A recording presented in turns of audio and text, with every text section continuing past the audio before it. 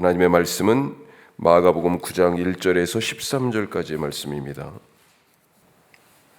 베드로의 신앙 고백과 예수님의 고난과 죽음, 우리 어제 읽은 말씀이죠. 자, 그리고 부활에 대한 예고, 이런 말씀을 하셨어요. 신앙 고백에 대하여서 드디어 앞으로 있을 일에 대한 계획을 알려주시는 거죠.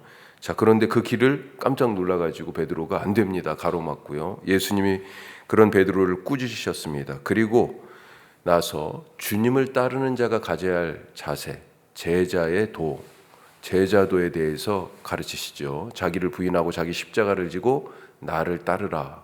이 말씀 끝에 예수님이 지금 폭탄 선언을 하십니다.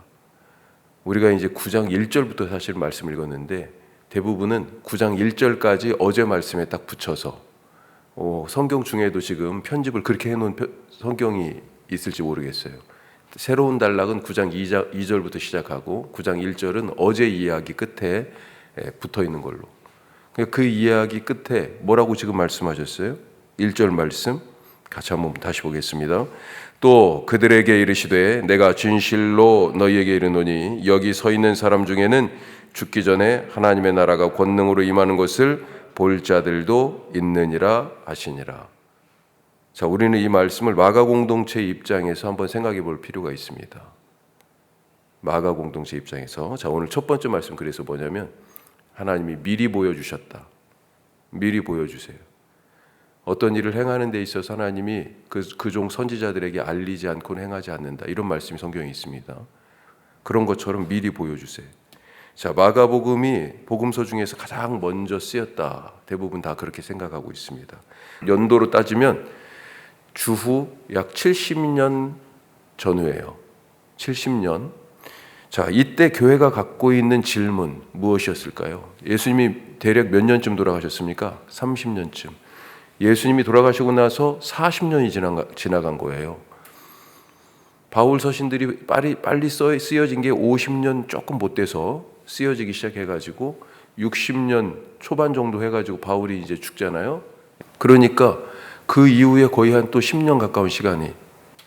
자, 예수님이 돌아가시고 나서도 벌써 이미 한 세대를 우리가 30년이라고 봤을 때 한 세대가 이미 넘어가 버렸습니다. 어떤 일들이 일어나고 있어요? 교회가 어떤 질문을 하겠습니까? 언제 주님 다시 오시느냐? 왜? 지금 1절 말씀에서 읽은 것처럼 그렇게 약속하셨잖아요. 여기 있는 사람 중에, 여기 서 있는 사람 중에는 죽기 전에 하나님의 나라가 권능으로 임하는 것을 볼 사람들도 있다. 환난과 박해를 지금 통과하고 있습니다, 교회가. 그 속에서도 믿음 잃지 않고 주님을 기다렸어요. 그런데 그 사이에 계속해서 시간이 지나가면서 12사도들도 거의 다 죽고 아마도 지금 요한만 남지 않았나 그렇게 생각이 됩니다. 바울도 죽었어요. 아직 예수님이 오시지 않는 거예요. 아니, 옆에서 사도들, 바울, 성도들 다 죽어가고 있는데 이 환난과 박해 속에서. 그런데 아직 약속하신 예수님의 말씀이 다시 오신다는 이 말씀이 이루어지지 않아요. 자, 그러면 이 말씀 무엇입니까?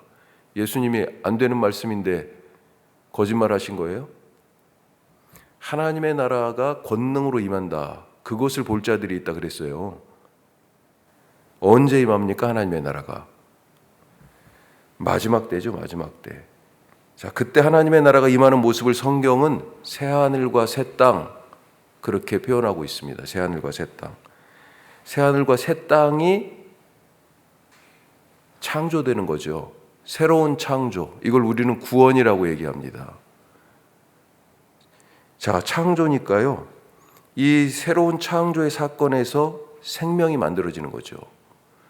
옛 생명은 죽고 새 생명, 죽음을 넘어선 새 생명이 창조가 되는 거예요. 그 새 생명이 뭡니까? 바로 부활이에요, 부활. 예수님이 그것을 미리 보여주셨잖아요.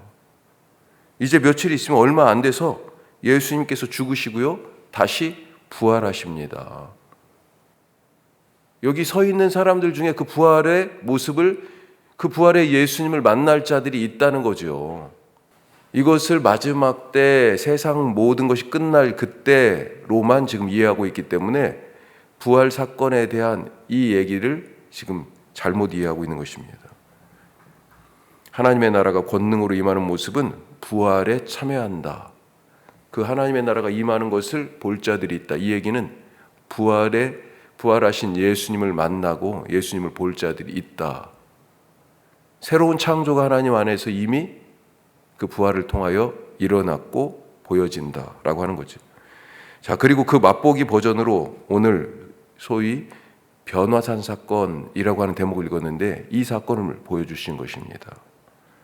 자, 앞서 베드로의 신앙 고백이 있은 후에 예수님이 겪을 고난과 죽음 그리고 그것을 넘어선 부활에 대해서 예수님 말씀하시자 베드로가 그리고 제자들이 얼마나 어리둥절한지 예수님의 이 말씀이 아니 예수님한테 당신이 메시아입니다. 그리스도이십니다. 그랬더니 뭐라고 그래요? 메시아가 붙잡혀가지고 고난받고 죽는답니다. 이 말이 이해가 안 가요. 아니 어떻게 그런 메시아가 있지? 그런데 한술 더 떠가지고 죽었는데 다시 살아난대요. 부활하신대. 이건 정말 믿기 어려워요. 그래서 예수님이 하시는 이 말씀들이 이 고난과 죽음과 부활에 대한 예고가 제자들 입장에서는 황당하고 못 믿을 얘기예요. 그래서 예수님이 베드로, 야고보, 요한 이 셋만 데리고 지금 미리 보기로 부활을 보여주러 이 산에 데리고 오신 것입니다. 제자들이 고난과 죽음도 못 받아들이고 그 뒤에 있는 부활은 더더욱 모르니 야, 부활의 모습이 어떤 건지 내가 보여줄게 하고 데리고 산에 올라가시는 거예요. 그래서 미리 보여주셨습니다. 예, 하나님이 얼마나 친절하신 분입니까? 우리가 모른다고 책망하지 아니하시고 그 인내심이 바닥나지 아니하시고 우리 수준에 맞춰서 알려주십니다. 그래서 중요한 건 뭐예요? 우리가 아느냐 모르느냐가 사실은 아니고 우리가 예수님과의 관계를 맺고 있느냐 그 관계가 끊어졌느냐 사실은 이게 중요한 거예요. 제자들은 지금 믿지는 못하겠어요. 잘 아직 받아들이기 어려워요. 자기들의 경험과 지식의 한계 이 인간이 가지고 있는 지금까지의 모든 것을 다 해봐도 아니 이 메시아가 그런 메시아가 맞는 거야? 성경 내가 어려서부터 배운 내용이 그게 아닌 것 같은데 그 메시아에 대한 예수님의 그 말씀이 잘 받아들여지지 않죠. 그런데도 불구하고 관계 예수님과의 모르는 거예요 지금. 그런데도 불구하고 예수님과 관계가 지금 끊어지지 않은 거죠. 그래서 계속 예수님한테 질문하고 혼나기도 하고 때로는 안 됩니다 하고 길도 가로막고 그랬는데도 불구하고 결국은 어떻게 됐어요? 그 관계 안에 있으면 설령 우리가 모른다 하더라도요 예수님이 친절하게 가르쳐 주시고 또 알려주시고 또 설명하시고 그렇게 우리에게 믿음을 심어주신다라고 하는 것입니다. 주님은 친절하신 분입니다. 우리가 모르냐 모르지 않느냐 할 수 있느냐 할 수 없느냐 할 수 없을 수 있죠. 못합니다. 아직 믿음이 없어서. 그런데도요 주님은 우리가 주님과의 관계를 갖고 있으면 알게도 하시고 믿음도 주시고 하신다는 것입니다. 오늘 주님과의 그 관계 안에 살아가시는 분들 되시기를 축복합니다. 주님은 미리 보여주시고요 우리에게 알게 하세요. 그리고 믿게 하십니다. 자, 두 번째 주님의 말씀을 들으라 하는 것입니다. 주님의 말씀을 들으라. 자, 이렇게 주님이 친절하세요. 그것도 알려주시는데 지금 딱 보니까 구약의 모티브를 그대로 갖다가 사용하셔서 이 제자들이 다 유대인들이잖아요. 이 말씀 우리는 처음에 이게 무슨 말씀인가 변화산 사건 제자들 산에 데리고 가서 이 모습이 변하고 하는 이 모습이 이게 뭔가 싶은데 사실 제자들은요 어느 정도 알아차렸을 것 같아요. 나중에 그때 당시엔 잘 몰랐죠. 자, 2절 이 변화산 사건 본격적으로 시작하는데 어떤 단어로 시작해요? 엿새 후 이렇게 되어 있습니다. 엿새 후. 이 엿새 후는 출애굽기 24장에 나옵니다. 목사님 이게 무슨 말이에요? 이런 엿새라고 하는 말이 꼭 거기서만 나와요? 중요한 얘기예요. 모세를 하나님께서 불러서 시내산으로 이제 부르시죠. 언약을 맺고 이스라엘 백성과 시내산에서 그리고 70인의 장로랑 이제 다 내려가라고 그래요. 그런데 모세만 올라오라고 그럽니다. 그러면서 언약의 돌판을 써주시는데 그때 6일 동안 시내산에 올라가서 구름이 산을 가렸습니다. 그리고 나서 7일째 모세를 하나님이 부르세요. 그러니까 모세가 올라가서 6일간은 올라오라고 그랬는데 하나님이 지금 아무 응답이 없으신 거예요. 말씀이 없으신 거예요. 이 엿새후가 그 엿새후예요. 같이 지금 연결되는 것입니다. 7일째 구름 가운데서 모세를 불러서 말씀하셨습니다. 자, 그리고 나서 34장에 출애굽기 34장에 가면 돌판 첫 번째 건 깨뜨렸잖아요. 우상 숭배 때문에. 자, 그리고 나서 두 번째 돌판을 또다시 받으러 가서 돌판을 받아서 내려오는데 그때 모세의 얼굴이 어떠냐? 사람들이 그 광채 때문에 볼 수가 없었어요. 나중에 백성들을 위해서 수건으로 얼굴을 가렸잖아요. 자, 지금 산에 올라갔습니다. 시내산. 여기는 무슨 산인지는 몰라요. 그래 그냥 예수님 모습이 바뀌었으니까 변화산 별명을 그렇게 붙여요. 어느 산인지는 모르지만 산, 엿새후, 그리고 구름 속에서 구름이 덮었어요. 지금도 구름은 하나님의 임재를 뜻합니다. 또 하나님께서 그 사이에서 그 속에서 말씀하셨죠. 그리고 예수님도 세상에서 지금 빨래하는 자가 이렇게 희귀할 수 없을 만큼 광채가 나는 모습으로 변화되셨죠. 광채. 이런 것들이 지금 다 똑같습니다. 자, 그러면 하나님 이 오늘 말씀에서는요, 왜 이런 똑같은 세트를 마련하셨을까? 그때 시내산에서 구름 가운데 하나님께서는 이 이스라엘 백성들에게 뭘 주셨어요? 돌판. 이게 뭐예요? 언약의 말씀. 그런데 그 언약이 지금 신약과 비교해서 봤을 때 옛 언약이죠. 옛 언약의 말씀을 그 속에서 주셨습니다. 그리고 지금 이 세팅은 뭐예요? 새 언약의 말씀을 주시는 거예요. 새 언약의 말씀. 모세와 엘리야, 바로 구약의 율법과 선지자를 대표하는 거죠. 이들이 나타나서 예수님과 말하는 광경에 베드로가 넋이 나가가지고요. 뭐라고 그래요? 초막셋을 짓겠습니다. 우리 여기서 그냥 살아요. 그런 거잖아요. 그런데 오늘 말씀해 보니까 그 끝에다 뭐라고 돼 있어요? 베드로가 지금 너무 황홀해가지고 사실은 무슨 말 하는 줄도 모르고 한 얘기예요. 뭐 이런 얘기를 써놨어요. 마침 그때 구름이 이들을 다 덮었습니다. 그리고 소리가 들려요. 자, 7절 말씀 뭐라고 돼 있습니까? 같이 한번 읽어보면 7절.